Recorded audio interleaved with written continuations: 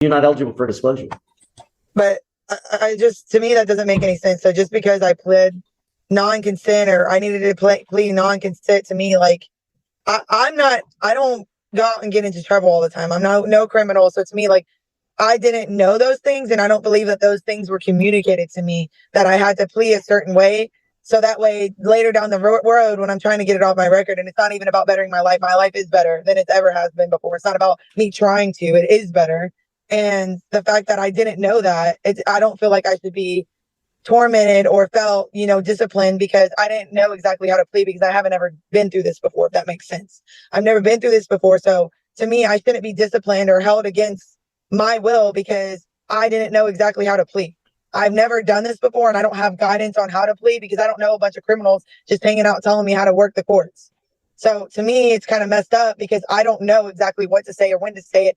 I just listened to my lawyers at the end of the day, and I still obviously didn't do the right thing. So if you could please understand that circumstance, because obviously I wouldn't have purposely meant to do this to myself by accidentally pleading the wrong thing. Obviously, I meant to plead the right thing so it can come off my record. I'm a teacher at a junior high right now. I'm actually at work now.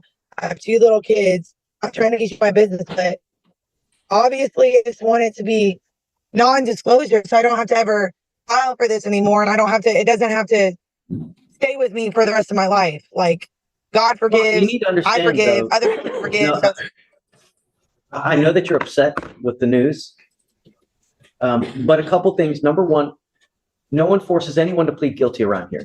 Everything done around here is with everyone's consent, and you signed plea paperwork to that effect, indicating that you were advised, you agree with it, and you came up here and you voluntarily pled to the case. I understand you now but have why would I do that though? Like, how am I supposed to know why you did that? okay, well, I made a mistake, Judge. I made a mistake. I don't know about these things, is what I'm telling you. I don't get in trouble. I don't know what to do. I'm doing what the people tell me to do. And if I would have known that pleading guilty would lead me here, I wouldn't have done it. I did not know. I was unaware and advise you to uninformed. the fact, like everybody, that there's no buyer's remorse. This isn't like Target. When you plead guilty, you can return it because you don't like it.